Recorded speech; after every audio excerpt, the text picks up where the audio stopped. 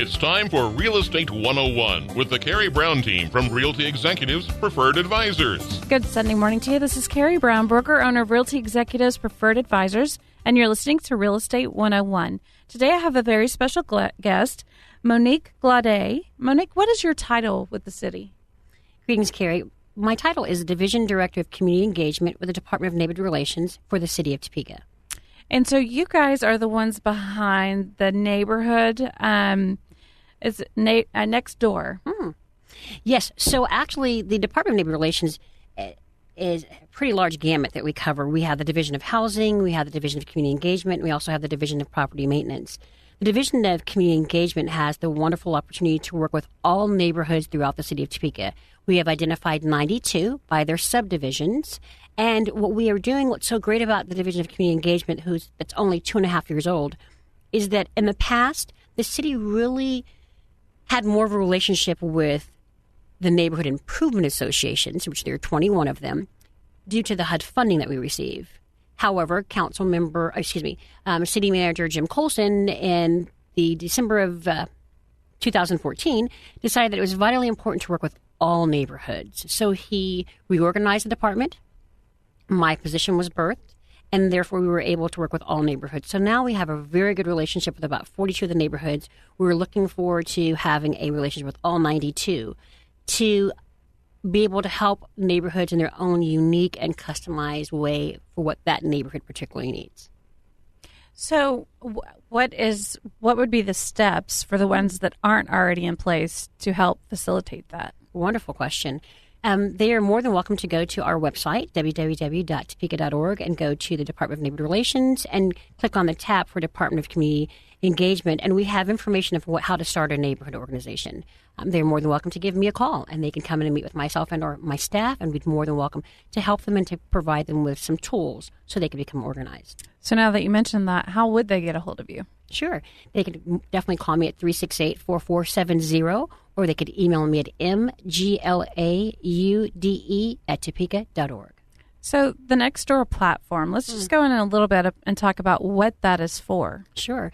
So the best way that I could describe Nextdoor, Carrie, is that Nextdoor to me is like Facebook. It's the Facebook of neighborhoods. Nextdoor is a phenomenal program, but I want to make sure that all of our listeners understand that the city doesn't run Nextdoor. We're just an administrator Nextdoor. The only thing we can do is drop information in for our community. We can't see inside the neighborhoods. We can't see the dialogue that's taking place. We can only drop information into Nextdoor. But Nextdoor allows a neighborhood to get to know their neighbors. It allows neighborhoods to know what's going on with, I believe, 4 neighborhoods in their vicinity. So people utilize it for something as simple as they've lost their dog, or they're having a bake sale or garage sale, or there might be a suspicious vehicle in the area and they want everyone to keep everyone alert. So it's a wonderful way to bring the old into today, of where people used to sit on their porch and can tell you everything that's going on. Not as many people do that anymore, but Nextdoor provides the opportunity for people to have that communication tool to share information amongst neighbors. It has been wonderful. Maybe you're looking for a plumber, and who knows of a good local plumber that could be helpful that they've utilized. And so people have used it for great means. Our City of Topeka Police Department has really been great about being able to place information to the neighborhood if people, to look out for a particular vehicle or for a suspect, as well as our street department, our public works department, utilizes Nextdoor to share information about street closures or maybe a water main break. So it's a wonderful tool for us to be able to communicate. I believe when I looked at it yesterday, I believe we have 15,000 people that are involved. We definitely would like our entire population to be able to utilize it, but we are grateful that on a monthly basis, more and more people are signing up on Nextdoor. I know my community has it, and I always know if there's a dog on the loose or a cat that's been missing. And we, learned early on, because Barryton was one of the first that I think was hit with a suspicious van trying to get children into the car. Oh, gosh. So I think it's a very useful thing, and it notifies you on your phone if you set it up correctly, so you always know what's going on. Absolutely. So let's talk about Coffee on Your Corner. Coffee on Your Corner, absolutely. So Coffee on Your Corner is a phenomenal concept. It is an informational session during normal business hours that allows the City of Topeka to be able to be responsive of our residents' potential questions, and it also provides us a wonderful opportunity to educate our community on various programs or initiatives that the city has taking place. And actually, this year, I began to allow other agencies and organizations in the city to come in to educate our neighbors as well. This isn't a new concept. This is a concept that I had great dialogue with my counterpart in New Orleans to have a conversation in regards to how did they, after Hurricane Katrina, get back in touch with the neighbors, to let them know what's going on, what the city offered, to hear their concerns. And so we had a very in-depth conversation in regards to it. I took their concept with definitely with approval and customized it to Topeka, and also listened to our neighbors who said, listen, you guys have great meetings in the evening. I'm not interested in an evening meeting, or I can't get there because of my schedule. Why don't you do it in the daytime? And so it's a wonderful thing we do once a month. It's always on the third Wednesday from 10 to 11 o'clock. And the phenomenal thing about it is that our local restaurants have allowed us to come and hold it there. So that's why it's called Coffee in Your Corner, because we go into various neighborhoods. We'll go to a restaurant. We're there from 10 to 11 o'clock. We definitely ask our neighbors to please, have breakfast there, or have a cup of coffee, buy a donut while you're listening. And then we come in and we promise you that for 1 hour, no more than that, we will share information with you about a particular topic. So do they know the topic going in, or is it just an informative and they know each week or once a month to come? Sure, that's a wonderful question. So we actually have an infographic that's available on our website, and it tells you 3 months out exactly what the topic is. And we've had some wonderful topics. We've talked about the City of Topeka budget, the pedestrian plan, property maintenance. Both our fire and police departments have come along. Zoo to You has come. Our capital improvement plan has been talked about. See-Click Fix. And then it's been wonderful to have the Topeka Shawnee County Public Library came to talk about all of their programming. We had Shawnee County Waste and Keep America Beautiful come and talk about their programming as well. And going into 18, we definitely will have more of our community partners coming and sharing information. And we have between 5 neighbors to 75 neighbors. It's usually topic driven. Never know until people show up. But if we can educate one more neighbor in regards to programs or services available, I count it definitely a success. So what is your website? Sure, www.topeka.org. And they can go there and click on departments and then go to the tab of neighborhood relations, and then they'll see my tab of community engagement there on the left side. Okay, so Neighborhood Leaders Roundtable. Tell us more about that. Sure. So the Neighborhood Leaders Roundtable, one thing that we found out is that when the department was reorganized, we knew who a few of our leaders were, but we didn't know who all of our neighborhood leaders were. So we did an all-call to ask, if you are a leader of your neighborhood, we need you to come to the table. One of the things the neighborhood leaders told us is that we feel as if you tell us things and share things with us, but you've never invited us to the table. And so what better way to do it than to have Neighborhood Leaders Roundtable? We have it every quarter, and it is held on a Saturday. First, it started out to being from 9 to 11 o'clock. And again, we talk about programming, or if we were thinking of something of the city, or if there's an issue that we needed to address, we brought those neighborhood leaders together to say, this is the issue or the concern, and this is how we're thinking of, this is what we think the solution should be. What are your thoughts? Or that we've heard there's some issues going on in the neighborhoods, or we heard there's a concern, or what are your concerns? And allow these leaders to come, 1, be educated on programs and initiatives, and 2, to be able to listen, and 3, to be able to have a voice. So when we first started, we had 72 neighborhood leaders show up. It was absolutely phenomenal. Many of them had no idea, had never met the other. You saw phone numbers and email addresses being exchanged. It was great dialogue. So now on an average, we probably have at least 40 or 50 that show up. It's by invitation only.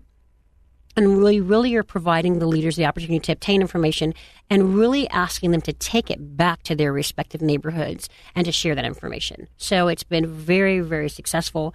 We have it every quarter, except for in April, and that's because we have an annual event called the Neighborhood Resource Expo in lieu of the Leadership Roundtable during that month. So you also have a Neighborhood Resource Fair, which is an annual event. When will that be coming up? So we always have the Neighborhood Resource Expo in April. The date is just dependent upon everyone's calendar, but we have begun to, actually this year, we started a partnership with the Shawnee County Parks and Recreation, and we have it at Big Gauge, and it's a phenomenal event that allows, this year we had 50 different social service agencies and organizations throughout the community to come, and all they're doing is giving information and dialoguing with our neighbors. We have it from 9 to noon. There are usually some door prizes available, but the information that they're able to gain is absolutely priceless. This year, the zoo was very gracious and allowed everyone that participated during the expo to have free entry into the zoo. So we had hundreds of people come out. It was very successful. And the best thing about it is people walked away with information about services that had been around for many, many years here in our community that they had no idea about. And that's the sole purpose of it, is for us to be able to educate our neighbors on the wonderful services we have. We live in a great community that gives back. And when there's a need, we definitely know where to go to direct someone to get that information. So it's just important to have that information available for all of our neighbors. Absolutely. I know I've certainly learned a lot just by doing this show, and I'm actually helping with a High Crest community renovation. So hopefully that starts to take off soon. Yes. There's a lot of information, and I don't think really people understand that they can get help. Absolutely. Because even with sending out letters and trying to make phone calls, people are so skeptical, and unfortunately the world has made them that way. Yes. And so they don't understand that it's really there to help them and to be a way of making life better. So it's unfortunate, but the only way to make that better is to get the word out. I definitely agree with you. Okay, so your neighborhood, the National Civilian Community Corps, what is that exactly? Sure. So the NCCC AmeriCorps is a phenomenal organization. It's a federal program that allows young people between the ages of 18 and 24 to be volunteers for a minimum of a 1-year commitment. These young people are able to earn time through their volunteerism. They're able to earn either money to apply for future college and or to pay off student loans. And these young people are going around all across the United States being able to assist either social service agencies and or local government agencies with whatever a project is for low to moderate income individuals. It has to be only projects that would improve the quality of life for that segment of our community. We were very fortunate. I learned about them in 2015. There is a very rigorous application process. We applied, being the Department of Neighborhood Relations, understanding that we could have them come in and really help us in some of our NIAs to be able to do a multitude of things and really to help to start off with our volunteer program. We applied, kept our fingers crossed. I forgot about it, thinking that, oh gosh, there's no way that we'll get it. And we were awarded a team. So after I did my happy dance and stopped to think, oh gracious, we will have either 9 to 12 young people between the ages of 18 to 24 to be deployed to us for 90 days to be able to make a huge, significant difference in our community. And we were very blessed and very fortunate to obtain these young people. They were from all across the United States of America. They were here for those 90 days, and they were able to help us with an enormous amount of things. We have a Rock the Block program, and they were able to go into the right-of-way, the city right-of-way property, and to clean up brush and overhang so people could utilize sidewalks and to be able to walk safely, not in the street. And they cleaned off 15 acres worth of right-of-way areas for us when they were here. And there were 9 of them? And we started off with 9, and then there ended up being 8 of them because one was deployed someplace else. Wow. And then we started out with a Friday Family Fun Night due to, unfortunately, some criminal activity in the High Crest area that year. We decided to do something fun for the kids. And kids have nothing to do with adult decisions. And so we wanted to make sure that not only was our neighborhood safe, but for kids had something to look forward to. So once a month on Friday evenings for 1 year, I made a commitment with the community, and we had Friday Family Fun Night. And so the AmeriCorps team, you indicated earlier that getting the word out to our neighbors and to people and finding about services is just so vitally true, Carrie. And so the AmeriCorps team knocked on every door in that neighborhood, inviting people out to the Friday Family Fun Night. And our first event, we had over 650 people show up. That's amazing. And every event thereafter, sometimes we'd have a couple of hundred to watch a movie. In the winter months, the numbers decreased. And sometimes we had 25 come. I didn't care if we had 1. The intent was for us to make that commitment to tell that neighborhood that we are your neighbors, we care about you, and that we are going to come. And if it's nothing more than watching a movie and having some popcorn and some watered down due to Monique's recipe lemonade, then that's what we were going to do. And so we had a wonderful time with them and couldn't have done it without AmeriCorps. They also helped us with our fan distribution through a Project Heat Relief program that we do on an annual basis. They also helped to put on some house numbers that were purchased for us by the Topeka Fire Department for persons who were low to moderate income. That it may not sound like a lot to some of our listeners, like house numbers. Who cares? I could go to Menards and buy those. But if I am struggling and it's the light bill, medication time, and I know I need some house numbers and I'll take care of that next month, and next month comes up and my car breaks down, house numbers could be, the lack thereof could be the reason why I may not get the services I need when I have a medical issue. Or an emergency, or maybe if there's a fire and they can't find my house. The fire department and the police have told us that happens more than you can think, that they're looking for a location to help someone and they cannot find the house because the numbers aren't there. And so to assist with that, yes, you could give them the property violation, but how does that help giving them the violation when they cannot afford to buy them? So we were able to obtain those numbers, and they were able to go through and to help 150 homes to be able to just install the numbers there. And so they did that and numerous amount of other things. Our team this year did wonderful things to be able to help the community. And so AmeriCorps is phenomenal. I would suggest to any social service agency, if there's a need and you have a need of a major project or something that a team could help you with for 90 days, definitely contact them to see about their next application round. So here for a second, we're going to take a quick break and listen to the words from our sponsors. Southwest Topeka has a good neighbor. State Farm agent Jim Garrison, now at 29th and Urish. If your current insurance situation has you going around in circles, get off the roundabout and stop in and meet Jim and his wonderfully efficient staff. Let Jim Garrison give you a quote and make the Garrison comparison. He's confident that with State Farm's competitive rates, the right coverage, and his unmatched service, you'll want to make him your new insurance agent. Like a good neighbor, State Farm is there, and Jim Garrison is there for you, northeast of the roundabout at 29th and Urish. Thanks for joining us again. This is Carrie Brown, broker owner of Realty Executives Preferred Advisors, and you're listening to Real Estate 101. And I'm back with Monique Glaude, and she is with the City of Topeka. And tell them again your title and how to get a hold of you. Absolutely, Harry. Division Director of Community Engagement. They can reach me at 368-4470 or at mglaude@topeka.org. And your website and how to find you. Absolutely. www.topeka.org. Please click on Departments, then Neighborhood Relations, and then there's a tab on your left that says Community Engagement. So before the break, we were talking about all the great things that you guys are doing to bring people together and to get involvement. And one of those sections that you guys are really needing help with is the vital need for volunteerism in Topeka. How should they get involved? What are the steps? Absolutely. Volunteerism is a huge component of dealing with the almost daily phone calls that I get from desperate people. And who are we speaking of? One thing I want our listeners to remember is that a large portion of the home inventory here in Topeka is old. And with that, that's why we have a lot of property owners that have property maintenance violations. And I'll give you an example. We have an innate amount of homes that have paint violations. And so our listeners are saying, okay, then paint your house. You should have budgeted that to think that every 5 or 10 years you need to check it or paint it or do a touch-up or a full-blown painting.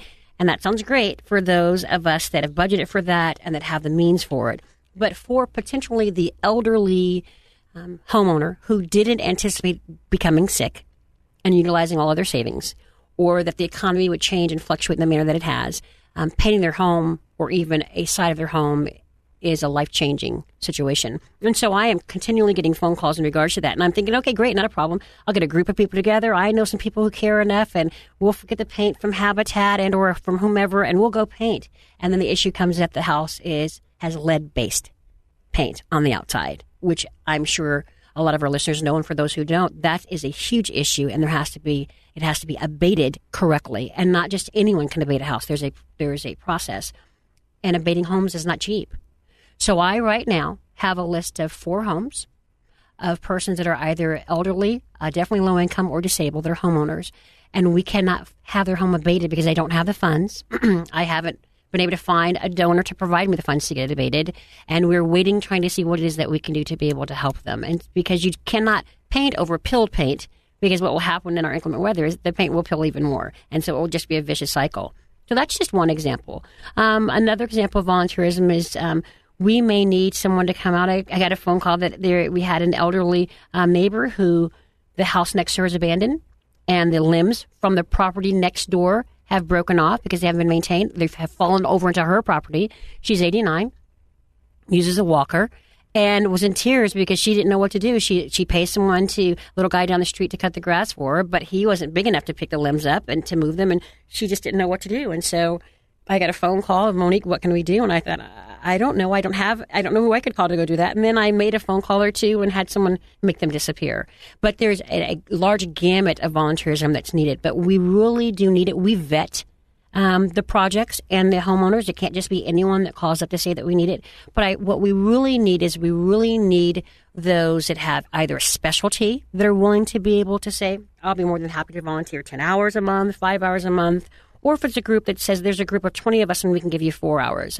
We always hear of needs, and there's always the opportunity. People can volunteer at some of our major events if they'd like to. So if anyone is even thinking of volunteering one time on a continual basis, I would just ask that they please get in contact with me, and I definitely can make sure to make that happen. So you guys have an upcoming event October 14th, and it's called E-Cycle Event. What is that exactly?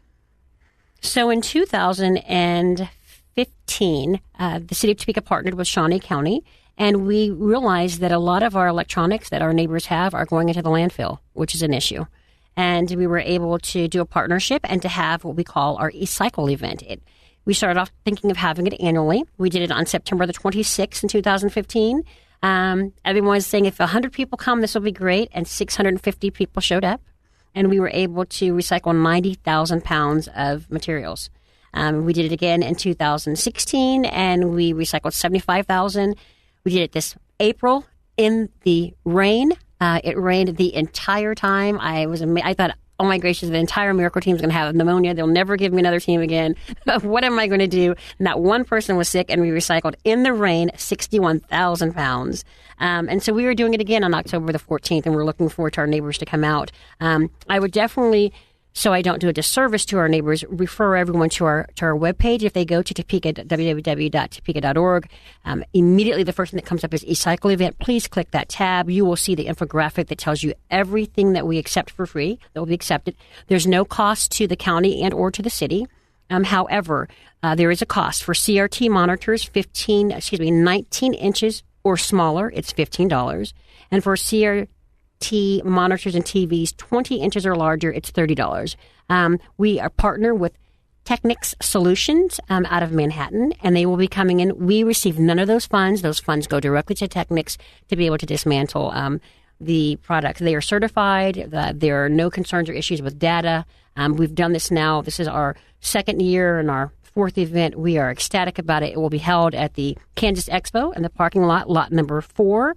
You won't be able to miss us. It's from 9 to 1 p.m. As soon as you turn in into the expo off of Topeka Boulevard, we will be on your left. And so we are looking forward to all of our neighbors coming out. So please don't throw away those desktop computers, those old cell phones, the scanners or copiers. Bring them to us on the 14th. You guys also have a neighborhood youth council. How can youth get involved in that, and what all goes into it? So the Neighborhood Youth Council actually is something that's pretty vital. I can share just a tad bit about it. We will be giving out more information, and you are the first person I've been able to share this information with. We will provide more information later this month, but the Neighborhood Youth Council has been created. The slogan is change starts with youth, and the YOU is capitalized. And the purpose of it is for us to have a proactive group of young people that come together in our community that help to create a lasting change. What we've realized is that speaking with young people in our neighborhoods and asking, why aren't you involved, and why don't you come to meetings, and why don't we see you at events, they have very graciously said, hey, listen, you guys always tell us what to do. You never ask us our opinions. And so, that nice slap in the face reminded me that we do a very bad job of inviting them to the table. And so the Neighborhood Youth Council will consist of high school students from the ages of 14 to 18. They must live within the city limits, because city funding will be utilized for the program. And we're not looking for the honor roll student, and we're not looking for the teacher's pet. We're looking for those leaders who might not be very polished and need a little polishing, but that, that teacher, that counselor, that pastor, that neighbor says, gosh, you know what, little Jimmy's always giving back, and he does yard work, and he's very helpful and gracious. He speaks up and helps out when needed. And so that's what we're looking for. And so we will have more in-depth information about that. And let me pardon myself, we're not saying we're excluding the honor roll students, but what we're saying is we want to give every young person a chance to be able to have an opportunity. And those young people will be able to be brought to the table to say, listen, these are some issues in our city, and what are your thoughts? And how can we get the word back to the young people? And what we do know is that young people listen to young people. And so we need this neighborhood youth council to be able to have a voice and to be heard, with the intent being is if we sow into their lives now, when they either go to college here or start a business here or whatever it is, or if they leave, that they will not think to come back to Topeka to be able to help to be those future leaders. And so we want to just let the young people know that we hear them, we care about them, we want to provide them with a voice, and that they matter to us. That sounds like a great program to partner with the OK program that the police department is doing. They have definitely... They've got quite a diverse group going right now, and they're doing a lot of great things there also. Yes, they are. Actually, Chief Craig and I were just having a conversation about that yesterday. Refuel Topeka. That's a program that's through December. What is that? Refuel Topeka was birthed out of Mayor Larry Wolgass attended a national convention in October and found out that CHAMPS informed them there were grant opportunities available that would be able to provide some dollars for states to be able to help fight the childhood hunger issue in the summertime and after school. And there were 3 states that weren't participating, hadn't applied for the CHAMPS grant, and Kansas was one of them. And so the Honorable Mayor Larry Wolgass came back and spoke with our city manager and said, I'm not quite sure why we haven't participated in the past, but we need to. And so we found out about the program and had 2 weeks to apply for the grant. So we did the best that we possibly could to obtain as much information that we could from the Kansas Department of Education and from some of our local food sponsors to say, this is available, and we were going to go ahead and apply for it and would like to partner with you. We applied for $40,000. We were granted $35,000. And just less than about a month ago, we were granted another $10,000 for the program. And Refuel Topeka is what we call it. And Refuel Topeka Fun, Food, and Friends is the city helping to market and to get the word out about summer meal programs and after-school meal programs. We were able to do that this summer and had a very nice turnout compared to last year at some of our meal sites. But this fall, what we found out is that there aren't a lot of open meal sites. There's closed meal sites and there are open meal sites. And the difference is open means any child between the age of 3, preschoolers, all the way up to 18, and they must be enrolled in school, are able to go in at any place that there's a meal site and be able to sit down and have a nice, nutritious meal. So we just had a wonderful meeting last week with some potential churches that will participate, and then we invited other social service agencies to say, would you please open your doors for 30 minutes, the minimum of 30 minutes for the young people to eat, no more than an hour, and to be able to provide them with a meal. The food sponsor is Harvesters, and that they would have an individual relationship, they being that organization, and Harvesters, they would be able to have a relationship there, and through their agreement, be able to provide meals, a shelf-stable, ready meal. So the Refuel Topeka, the city of Topeka's responsibility is to market it, to get the word out.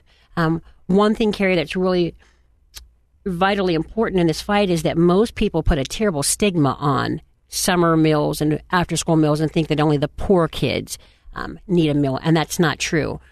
What we do know, though, is in our city, all of the enrolled students, 77% of them receive either low or reduced meals, free or reduced meals, pardon me. And so there's a need in our community. So with Refuel Topeka, we were just getting the word out. So our listeners might see one of our trucks is wrapped with a Refuel Topeka logo. Sometimes we're rocking some yellow T-shirts. We have yellow wristbands that say Refuel Topeka. We have pins. We're having a skating party on October the 14th. It's open up to all young people to come out to skate to learn more about Refuel Topeka. The grant is only until December 31st of 2017, and that was part of the perimeters. So we were just helping to get the word out as much as possible. What we need, if there are more churches that are willing to participate, for them to give us a call, and we'll be more than welcome to walk them through the process. And we also need volunteers. So if your church or a local one is providing Refuel Topeka, if you have time, please go and volunteer and help. There'll be activities that will be taking place for the young people. But what we want to make sure to do is the grant has provided us the opportunity to partner with everyone to say, our children are in need, and they are all our children, and we need to help however possible. So the city of Topeka is absolutely very fortunate to be able to participate. So one more time, tell them how to get a hold of you. Sure. 368-4470 or mglaude@topeka.org.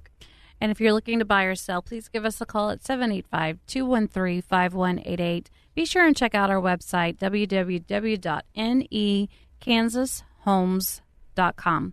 Thanks for joining us for Real Estate 101. Thank you for listening to Real Estate 101 with the Carrie Brown team from Realty Executives Preferred Advisors. Tune in again next Sunday at 11 o'clock for Real Estate 101.